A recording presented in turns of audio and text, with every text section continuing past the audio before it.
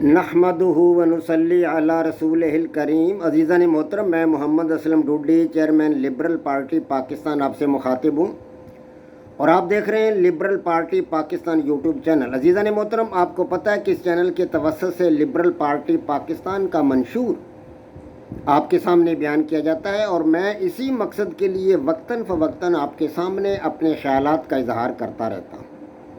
عزیزان محترم، liberal party Pakistan YouTube channel آپ کا اپنا چینل ہے۔ میں توقع ظاہر کرتا ہوں اور امید کرتا ہوں کہ آپ اس چینل کو سبسکرائب کریں گے، لائک کریں گے، شیئر کریں گے اور بیل آئیکن کو بھی دبا دیں گے تاکہ پارٹی کی طرف سے دی جانے والی معلومات اور گزارشات بر وقت آپ کے پاس پہنچیں اور آپ کے دوست احباب اور عزیز و اقارب ان سے مکمل طور پر استفادہ کر سکیں۔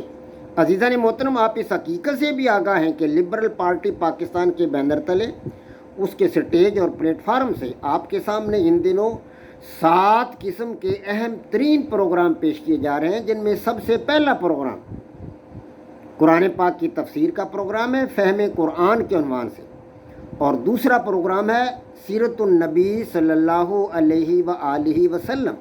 عزیزان محترم، آج آپ کے سامنے یہی پروگرام یعنی سیرت النبی صلی اللہ علیہ وآلہ وسلم پیش کرنا مطلوب ہے۔ میں اس پروگرام کے 64 ایپیسوڈ آپ حضرات کے سامنے پیش کر چکا ہوں۔ آج اس کا 65واں ایپیسوڈ یعنی 65واں ایپیسوڈ آپ حضرات کے سامنے رکھ رہا ہوں۔ عزیزان محترم، آپ کو پتہ ہے کہ میں پچھلے کچھ عرصہ سے آپ کے سامنے بعثت رسول اللہ صلی اللہ علیہ وآلہ وسلم سے پہلے عربوں کی جو اخلاقی حالت تھی وہ آپ کے سامنے رکھ رہا ہوں۔ تو عزیزان محترم، اسی سلسلہ میں نے آپ کے سامنے عربوں کی بت پرستی کے حوال بیان کیے، درخت پرستی کے حوال بیان کیے، ستارہ پرستی، شجر پرستی، اسی طرح جو مطلب ان کے طور طریقے تھے، ان کی ثقافت تھی، ان کا کلچر تھا بت پرستی کا، وہ آپ کے سامنے رکھا ہے۔ تو آج میں آپ کو بتاؤں گا کہ عربوں کے اندر ازواج کی بھی بڑی کثرت تھی۔ جی ہاں، جاہلیت کے دور میں بڑے بڑے جو سردار تھے، جو بڑے بڑے ان کے مطلب کرتا دھرتا لوگ تھے، ان کے حرم کے اندر 10 15 20 عورتیں تھیں۔ جی ہاں، ایک عورت سے زائد عورتیں رکھتے تھے وہ۔ تو غیلان ثقفی نامی مطلب ایک فرد ہے، وہ بتاتا ہے کہ جب میرے والد محترم نے اسلام قبول کیا تو اس وقت ان کے تحت 10 عورتیں تھیں۔ اسی طرح 10 تو تھوڑی ہیں، 15 20 عورتیں اس وقت جو تھا وہ ان کے تحت میں ہوتی تھیں۔ نکاح تو کیا ہونا، بس وہ اپنے تحت میں رکھ لیتے تھے، جو اور خوبصورت لگی، جو اچھی لگی، اس کو اپنے حرم میں داخل کر لیا، اپنی بیوی بنا لیا اس کو، یا ان کا جو طریقہ کار تھا کو نکاح کرنے کا اس کو وہ اختیار کر لیتے تھے۔ تو اس کے علاوہ جمع بین الاختین بھی تھا، یعنی کہ سگی بہنیں بھی نکاح کے اندر رکھتے تھے لوگ۔ ایک ہی آدمی 2 3 4 سگی بہنوں کو بھی اپنے نکاح میں رکھ لیتا تھا۔ تو اسی طرح ضحاک بن فیروز نے بیان کیا ہے کہ میرے والد محترم نے جب اسلام قبول کیا تو ان کے تحت میں بھی 2 سگی بہنیں تھیں۔ اب اندازہ لگائیں کہ سگی بہنوں کو بھی وہ لوگ اپنے تحت میں رکھتے تھے اور اپنے نکاح میں رکھتے تھے۔ اور جب کوئی شخص مر جاتا تو اس کے مرنے کے بعد جو اس کی مطلب ستیلی ماں ہوتی تھی وہ اس کی میراث میں آتی تھی۔ اگر وہ چاہتا مطلب بڑا آدمی، بڑا بیٹا جو تھا، مطلب کوئی آدمی مر جاتا تھا تو اس کا بڑا بیٹا اپنی ستیلی ماں کو اپنی میراث میں پاتا۔ اگر وہ چاہتا تو اپنی ستیلی ماں کے ساتھ نکاح کر لیتا اور اس کو اپنی بیوی بنا لیتا، شادی کر لیتا۔ اگر نہ چاہتا تو اپنے کسی بھائی کے حوالے کر دیتا اس کو، یا اپنی کسی اور رشتہ دار کے حوالے کر دیتا۔ یہ صورتحال تھی۔ حضرت عائشہ صدیقہ رضی اللہ تعالیٰ عنہ، امی عائشہ فرماتی ہیں، انہوں نے بتایا کہ دور جاہلیت میں 4 قسم کے نکاح جو تھے ان کا رواج تھا، یا وہ مطلب معروف تھے۔ 4 قسم کے نکاح، ان میں پہلا نکاح تو نکاح متعارف ہے، جو آج کل بھی ہے، یعنی کہ جو زوجین ہیں، زوج اور زوجہ، ان کے جو ولی ہیں وہ کسی متعین یا مقرر مہر پر متفق ہو جائیں اور وہ ایجاب و قبول کروا دیں اور میاں بیوی جو ہے وہ اکٹھے ہو جائیں، اپنی زندگی گزاریں۔ یہ آج کل بھی یہی ہے، ہمارا اسلام جو ہے اس کے اندر بھی یہی نکاح کا طریقہ کار ہے، اور دیگر کئی مذاہب کے اندر بھی نکاح کا طریقہ کار ہے، یہی ہے۔ تو اس وقت یہ طریقہ کار بھی تھا، یعنی کہ زوج اور زوجہ کے ولی ایک معین یا مقرر مہر پر متفق ہو جاتے تھے اور میاں بیوی دونوں کو آپس میں ملا دیتے تھے۔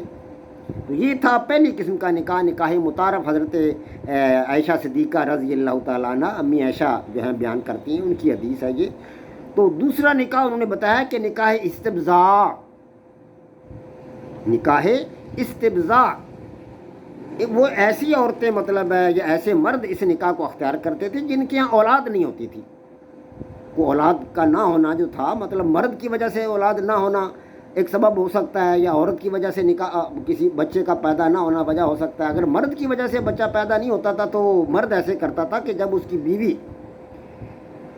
حیض سے اپنا مطلب ہے پاک ہو جاتی تھی تو وہ اس کے قریب نہیں جاتا تھا، مقاربت نہیں کرتا تھا۔ وہ اپنی بیوی سے کہہ دیتا کہ تو فلاں آدمی کے ساتھ جا کے مقاربت کر لے، اس کے ساتھ اپنا جو ہے وہ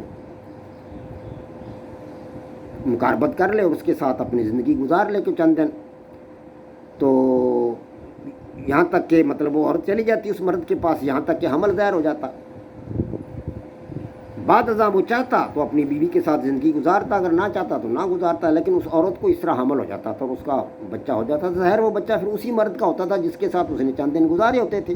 اس قسم کے نکاح کو نکاح استبضاع کہا جاتا تھا، نکاح استبضاع، اور یہ بغرض نجابت ولد، یعنی بچے کی پیدائش کی غرض کے لیے ہوتا تھا۔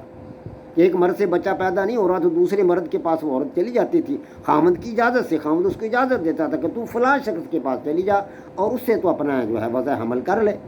تو وہ عورت کسی مرد کے کہنے کے مطابق جس آدمی کا تقرر وہ کرتا تھا اس کے پاس چلی جاتی، اس کے پاس چند دن گزارتی اور وضع حمل ہو جاتا۔ تو یہ طریقہ تھا دوسرا نکاح کا، نکاح استبضاع۔ اور تیسرا نکاح ہے نکاح جمع۔ نکاح جمع میں یہ ہوتا تھا کہ 10 سے کم